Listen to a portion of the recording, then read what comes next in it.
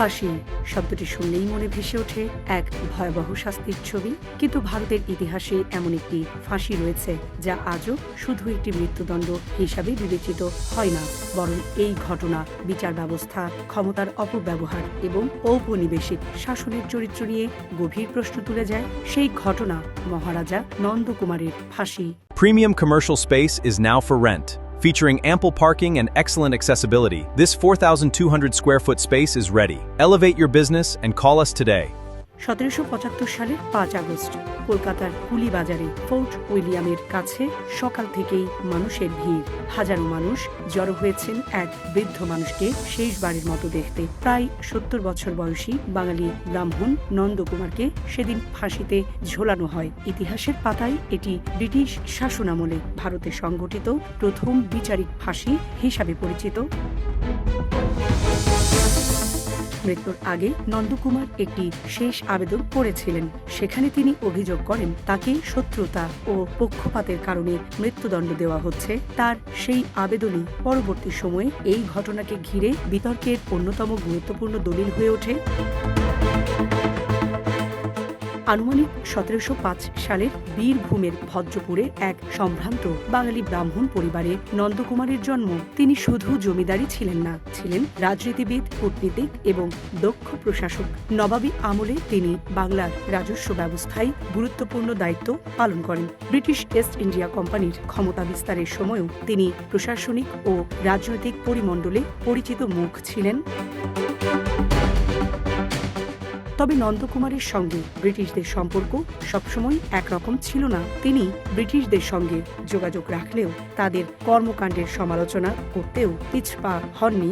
1770-এর দশকে বাংলার governor general ছিলেন ওয়ারেন হেস্টিংস। তার বিরুদ্ধে দুর্নীতির অভিযোগ তোলার সাহস করেছিলেন নন্দকুমার।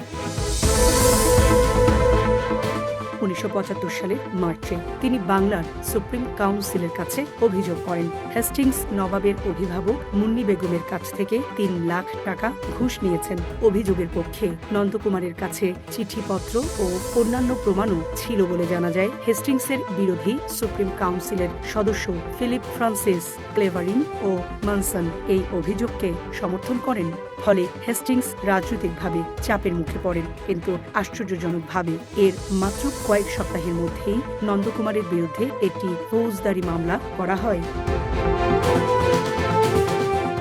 1774 সালের রেগুলেটিং অ্যাক্টের মাধ্যমে কলকাতায় প্রতিষ্ঠিত হয়েছিল supreme court of judicature at fort William. এর প্রধান বিচারপতি ছিলেন স্যার এলিজা ইম্পে। নন্দকুমারের বিরুদ্ধে অভিযোগ ছিল 1763 সালের একটি বন্ড জাল করার। অভিযোগকারী ছিলেন মোহন প্রসাদ। এই মামলার সবচেয়ে বিতর্কিত দিক ছিল যে আইনের অধীনে নন্দকুমারের বিচার করা হচ্ছিল। সেই ব্রিটিশ ফৌজদারি অ্যাক্ট 1729 এর আগে কোনো ভারতীয়ের বিরুদ্ধে প্রয়োগ করা হয়নি। সে সময় ভারতীয় অভিযুক্তদের জন্য যথাযথ আইনি প্রতিনিধিত্ব পাওয়াও অত্যন্ত কঠিন ছিল। বিচার প্রক্রিয়াতেও একাধিক অনিয়ম ও সাংস্কৃতিক আইনি জটিলতার অভিযোগ ওঠে। মাত্র 8 দিনে বিচার শেষ হয়। 1775 সালের 16 জুন এলিজা ইম্পের আদালত নন্দকুমারকে দোষী সাব্যস্ত করে মৃত্যুদণ্ড দেন। নন্দকুমার দণ্ড মওকুফ বা স্থগিত করার আবেদন করেন, কিন্তু সেই আবেদনও প্রত্যাখ্যাত হয়। এরপর আসে 5 আগস্ট। ফাঁসির আগে নন্দকুমার তার শেষ ইচ্ছা হিসেবে আদিগঙ্গার তীরে মৃত্যুবরণ করার কথা জানিয়েছিলেন। শেষ পর্যন্ত কলকাতার কুলিবাজারে তার ফাঁসি কার্যকর হয়। সেদিন বিপুল সংখ্যক মানুষ ঘটনাটি দেখতে উপস্থিত হয়েছিলেন। এক বৃদ্ধ বাঙালি ব্রাহ্মণের মৃত্যুদণ্ড কলকাতার মানুষের মনে গভীর আলোড়ন সৃষ্টি করেছিল। কিন্তু কেন এই ফাঁসি এত বিতর্কিত হয়ে উঠল? সবচেয়ে বড় প্রশ্ন ছিল, নন্দকুমার যখন হেস্টিংসের বিরুদ্ধে দুর্নীতির অভিযোগ তুললেন তার কয়েক সপ্তাহের মধ্যেই কেন তার বিরুদ্ধে ফৌজদারি মামলা করা হলো? কেন এমন একটি আইন তার বিরুদ্ধে প্রয়োগ করা হলো যা এর আগে কোনো ভারতীয়ের বিরুদ্ধে প্রয়োগ করা হয়নি? আর বিচারপতি এলিজা ইম্পে ও ওয়ারেন হেস্টিংসের ব্যক্তিগত সম্পর্ক কি এই বিচারকে প্রভাবিত করেছিল?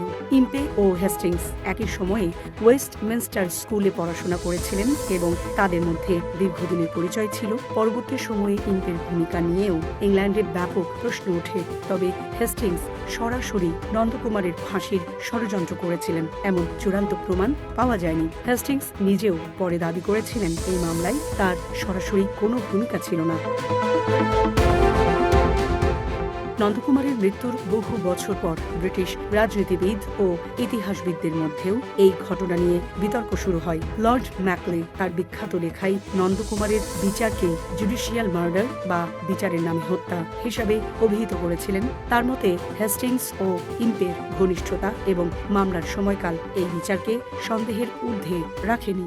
জীবন অবাক না করলে কে করবে? 28% মিল্ক ফ্যাটের অবাক করার সাথে ফ্রেশ মিল্ক পাউডার। জীবন অবাক করুক প্রতিদিন। 1787 সালে ইম্পের বিরুদ্ধে ব্রিটিশ পার্লামেন্টে তদন্ত শুরু হয় এবং তাকে অভিশংসনের উদ্যোগ নেওয়া হয়, যদিও শেষ পর্যন্ত তিনি খালাস পান। অন্যদিকে যারা নন্দকুমারের বিচারকে সম্পূর্ণ বেআইনি বা পরিকল্পিত হত্যা বলতে নারাজ, তাদের যুক্তি ছিল আদালতে তার বিরুদ্ধে জালিয়াতির প্রমাণ উপস্থাপন করা হয়েছিল এবং সেই সময়কার আইনে সেই অপরাধের শাস্তি ছিল মৃত্যুদণ্ড।